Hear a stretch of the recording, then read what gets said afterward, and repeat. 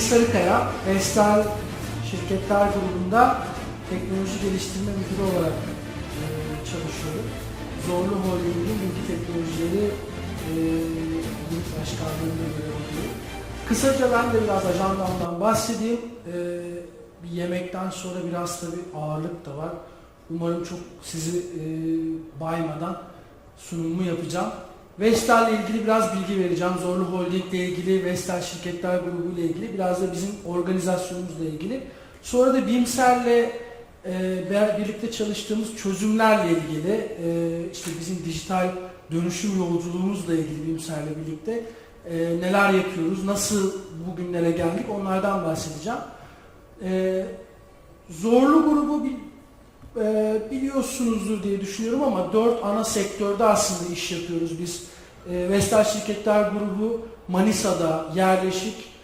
Onun dışında gayrimenkul grubumuz var. Zorlu Center ve Levent'te bir binamız var. Onun dışında enerji sektöründe ve tabii ki aslında grubun ana işi olan tekstil sektöründeyiz.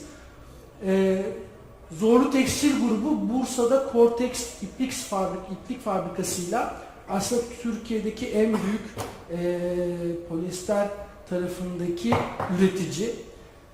Çok bunlar hani dediğim gibi yemek sonrası sizi üzmeyeyim, hızlı geçelim. Vestel Şirketler Grubu Avrupa'da tek lokasyonlu üretim yapan en büyük şirket, beyaz eşya tüketici elektroniğinde. Zorlu Enerji tarafında yeni sektörlerimizden bir tanesi, özellikle yenilenebilir enerji tarafında öyle bir mottomuz var diyelim. Gayrimenkul tarafında Zorlu Center'ı belki İstanbul'dan katılan katılımcılarımız biliyordur. Orada bir işte otel, rezidans, alışveriş merkezi, beşi bir yerde gibi bir şey var. Orada da performans sanatları merkezimiz özellikle hani bence Türkiye'ye kazandırılmış bir eser. Maden gene çok yeni olduğumuz bir sektör.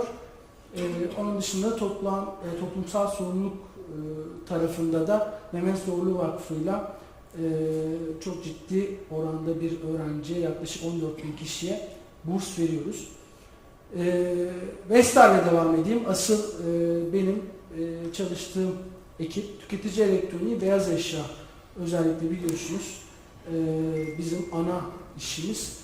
Toplam 16'sı yurt dışında 23 tane şirketi var Vestel'in. Zorlu grubunda da bu 80 kadar şirket. Vestel aslında bir ihracat şampiyonu. 18 yıldır Türkiye'nin ihracat rekortmeniyiz. Biz şöyle Vestel markası, ben ilk girdiğimde çok şaşırmıştım. Vestel fabrikalarında aslında Vestel markası çok yapılmıyor. Aslında bizim üretimimizin %10'u sadece Vestel, %90'ı yurt dışına, o sizin hani bildiğiniz Panasonic gibi, Philips gibi markalar aslında bizim fabrikalarımızda üretiliyor. Avrupa'da LCD pazarında ilk 2'deyiz, beyaz eşyada ilk 5'teyiz. Televizyonda Türkiye'de lideriz. Beyaz eşyada ilk 3 üreticiden biriyiz. Vestel markasıyla Türkiye'de sadece Vestel, Regal ve Seg markalarımız var. En çok bilinen 10 markadan biriyiz. 18 yıldır ihracat şampiyonuyuz. Dediğim gibi Türkiye'nin TV ihracatının %90'ı Vestel tarafından yapılıyor. 1200 kişilik bir Ar-Ge'miz var Manisa'da, bir kısmı da İstanbul'da. Vestel City yılda 35 milyon adet beyaz eşya ve tüketici elektroniği tarafında toplamda kapasiteye sahip. Günde 76 bin gibi bir rakam, şöyle saniyede 2 televizyon gibi yerlere gidiyoruz. Saniyede 2 televizyon üretiyoruz. 1.1 milyon metrekare ile Avrupa'da tek lokasyonlu üretim yapan en büyük fabrika kompleksiyiz diyelim. National Geographic'te de geçen senelerde bununla ilgili bir işte mega fabrikalar belgeselinde çıktı. Ar-Ge merkezimizden bahsettim. Şu anda Manisa'da ve Vestek İstanbul'da toplam 1200 kişiye ulaşan bir Ar-Ge kadromuz var. Demin de bahsettiğim gibi Türkiye'de siz Vestel, Regal ve Seg markalarını biliyorsunuz ama onun dışında aşağıda işte Windsor, Techwood, Westfos, Telefunken gibi Avrupa'da bilinen markalarımız da var. Onlar genelde Avrupa'da daha önce aslında bizden üretim yaptırıp OEM alan markaların bir şekilde Vestel bünyesine katılması. Toplam 1200 Vestel mağazası, bayisi ve 11 tane de outlet mağazamızla. Bunun dışında da tabii biliyorsunuz diğer perakende şirketlerinde de satışımız var. Toplam 2750 tane satış noktasıyla varız. Şimdi satış sonrası benim biraz daha aslında içinde olduğum ekip. Ben Vestel Şirketler grubunun tümünde teknoloji ihtiyaçlarında çalışıyorum ama bir de bir işim daha var. Satış sonrasının IT yöneticisiyim. Yani özellikle satış sonrası süreçlerde çalışıyorum. 350 tane yetkili servisin bu gördüğünüz, arkada gördüğünüz yaklaşık 400 kişilik çağrı merkezinin IT ihtiyaçlarına ben cevap vermeye çalışıyorum. Ben ve ekibim. Bilgi Teknoloji Grup Başkanlığı olarak da bugüne kadar artık 700'e yakın proje yaptık. Birçok tarafta da müşterilerimize yardımcı oluyoruz. Şimdi QDMS ile başlayalım. Demin de dediğim gibi 2012 yılının sonunda 2013'te Vestel aslında bizim Ahmet Bey'in tabiriyle ya ben Türkiye'de neden birinci değilim? Yani beyaz eşyada birinci değiliz, hala değiliz. Avrupa'da birinciyim, Türkiye'de neden birinci değilim sorusuyla başlayan bir organizasyonel değişikliğe gitti aslında. Müşteri hizmetleri organizasyonu kurdu. Daha önce daha genel müdür yardımcılığı seviyesinde yönetilen müşteri hizmetleri 2012 sonu 2013 başı itibariyle genel müdürlük seviyesine çıkartıldı, direkt icra kuruluna bağlandı ve son kullanıcının satış sonrasındaki beklentilerine cevap verebilecek daha kaliteli bir müşteri hizmetleri organizasyonu kurulsun dendi. Ben de aslında BİMSER'le bu sayede tanıştım. Çünkü o zaman Vestel müşteri hizmetlerine bakıyorum. Oradaki kalite müdürü arkadaşımız ya dedi bizim bir tane ürüne ihtiyacımız var. İşte bu yeni bir organizasyon. Biz burada bir şeyler yapmalıyız. Araştırdık. Hani birkaç farklı aslında alternatif çıktı karşımıza. BİMSER hem yerli oluşu hem aslında iletişime geçtiğiniz zaman hissediyorsunuz onu. Size hem satışta hem satış sırasında destek vereceğini hissettiriyor. Hem de bizim aslında Zorlu Enerji grubunda da kullanılması, Zorlu Enerji grubuna Vestel'den bir tık önce girmiş aslında BİMSER. Biz de hemen listenin en üstüne çıktı. Biz QDMS tarafında Vestel müşteri hizmetleri olarak çalışmaya başladık 2014 yılı içinde. Bizden hemen sonra Vestel Beyaz Eşya'da aslında baktı ki bu iş BİMSER'le evet çok hızlı, çok rahat yapılabiliyor. Vestel Beyaz Eşya'da başladı. Vestel Elektronik'te de şu anda süreç devam ediyor. Yani Ar-Ge ve Vestel Elektronik tarafı içinde aslında QDMS'i kullanma karar aşamasındayız diyelim. Zorlu Tekstil grubunda da Cortex uzun süredir gene QDMS'i kullanıyor. Zorlu Tekstil tarafında da gene bu karar verme sürecindeyiz. Bu Vestel müşteri hizmetlerinin QDMS ekranı, hani öyle bir tane de slide'lı bir ekrandan koyayım istedim. Burada aslında biz dediğim gibi 2014 yılında Ağustos ayında QDMS kararını verdiğimiz zaman baz modül, doküman yönetimi, DÖF, denetim faaliyetleri ve genel aksiyon modülleriyle başlayalım kararı aldık. Ve 2014 Ağustos'tan beri kullanıyoruz. Yakın zamanda da bir upgrade yaptık aslında. Yeni bir arayüz, artık demin şurada gördüğümüz arayüz aslında QDMS'in yeni arayüzü. Biz neler yapıyoruz? Bir kere iç denetim, servis denetim ve dış denetim DÖF'lerimizi tamamen artık QDMS üzerinde takip ediyoruz. Onun dışında uygunsuzluklarımız gene DÖF modülü altında.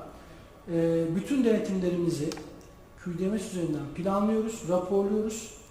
Toplantı kararlarımızı, projelerimizin mevcut durumlarını, burada IT projeleri de dahil aslında müşterinin, Vestel müşteri hizmetlerinin iç projeleri artı biz sonuçta IT gibi, insan kaynakları gibi, satın alma gibi merkezi organizasyonlarla birlikte yönettiği dış projeleri artık aksiyon yönetimi altında takip ediyor. Vestel Müşteri Hizmetleri dediğim gibi yeni bir organizasyon. 2-3 yıllık bir mazisi var ama Bu süreçte ISO 9001 ve ISO 10002 standartları ile ilgili belgelerimizi aldık. Bunları alırken de QDMS kullanıyorduk ve açık konuşması gerekirse QDMS kullanıyoruz demek bile aslında bu belgeyi alırken sizi bir adım öne çıkartıyor. Gene Vestel müşteri hizmetlerinde Ensemble'da kullanıyoruz. Burada biz ne yapıyoruz? Vestel müşteri hizmetlerinin süreçlerini aslında bu uygulama üzerinde girdileri, çıktıları, kapsamı takip etmeye çalışıyoruz. Bu da gene Ensemble'ın bir ekran görüntüsünü koyduk. Burada bizim süreç ağacımız var. İşte servis süreci, işte çağrı merkezi süreci gibi. Artık bunun tepede bütün işte müşteri hizmetleri sürecini takip ettiğimiz yapı. Buradan süreçlerle ilgili KPI'leri takip edebiliyoruz. Dediğim gibi ben Vestel Müşteri Hizmetleri tarafında BİMSER'le tanıştım. İşte QDMS üzerinden. Biz QDMS'le ilk çalışmaya başladığımız zaman BİMSER'deki arkadaşlarla aslında altyapımız Zorlu grubunda yaklaşık 80 tane şirket var. Çok ciddi bir SAP kullanımı mevcut. SAP'nin ERP'sini, CRM'ini, SLM'ini, portalını, her şeyini kullanıyoruz. Öncelikle dedik ki bize entegrasyon lazım. Bütün SAP sistemleriyle ama öncelikle HR'la. 3 tane SAP HR sistemimiz var. Vestel'in, Tekstil Holding'in, bir de Enerji'nin. Dedik ki işte biz bunu nasıl yaparız? Gözümüz korktu. Arkadaşlar bize dedi ki ya 6 saatlik iş. Biz gerçekten bir günde SAP HR'la QDMS'i entegre ettik. Ve bundan sonra da işte iş akışı için bir ürün aradığımız zaman direkt şunu söyleyebildik. Tamam biz zaten hani orada bir günde yaptıysak artık tecrübemiz de var. Bir saatte artık bu entegrasyonu yaparız. Gerçekten EBA'ya biz aslında holding bazında karar verdik. İş akışı yönetimini holding tarafında kullanıyoruz ve dediğim gibi SAP entegrasyonunu çok hızlı, çok kolay bir şekilde yaptık. Ben bunu BİMSER'in sitesinden aldım aslında. Bu herhalde bütün EBA ailesini gösteriyor. Biz iş akış yönetimiyle başladık ama tabii işbirliği arttıkça bizim de gelen giden evrak sürecine ihtiyacımız var dedik. Arkadaşlar da dediler ki aynı ailede zaten bir de şey var. Elektronik belge yönetim sistemi. İşte elektronik belge yönetim sisteminde de bir kere standartlara uygun. Özellikle resmi yazışmalarda çok rahat edersiniz. Kurumlar otomatik geliyor. İşte direkt hazır kurulu bir yapı. Çok da üstünde aslında uğraşmıyorsunuz. Bu da çok hoşumuza gitti. Bu yaklaşık 2 ay önce karar verdik, satın aldık. Yarın da bir aksilik olmazsa kullanıcı kabulünü yapıyoruz. Şu anda sistem çalışıyor. Bizim bilgi teknolojileri testlerinden başarıyla geçti. Gelen ve giden evrak tarafında da EBS kullanmaya başlayacağız. Tekrar dönelim.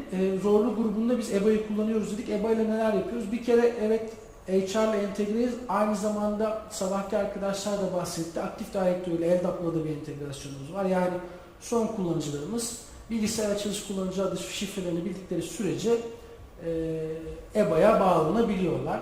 Web tabanlı bir uygulama olması çok bizim için önemli. Responsive bir yapısı var. Hani mobilite diyoruz.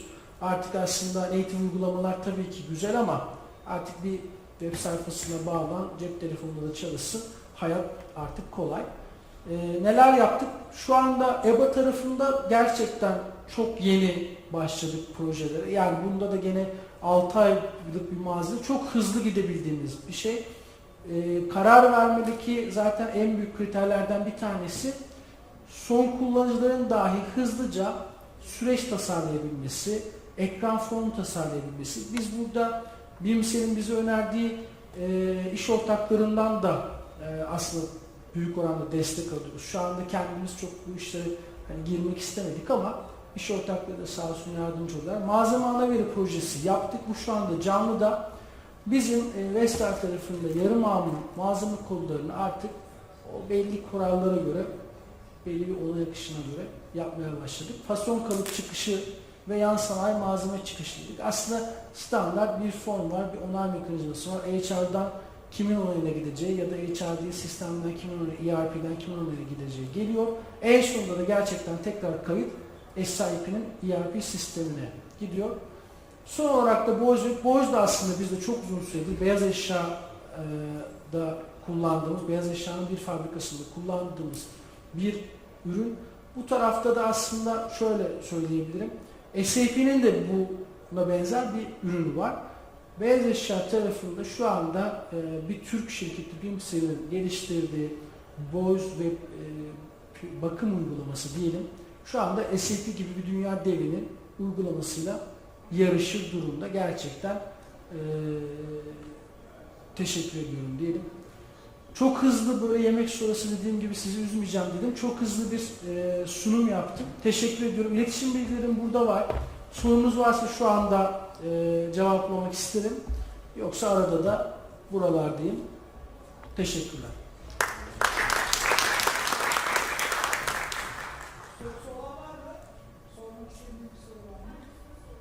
Buyurun. Tamam.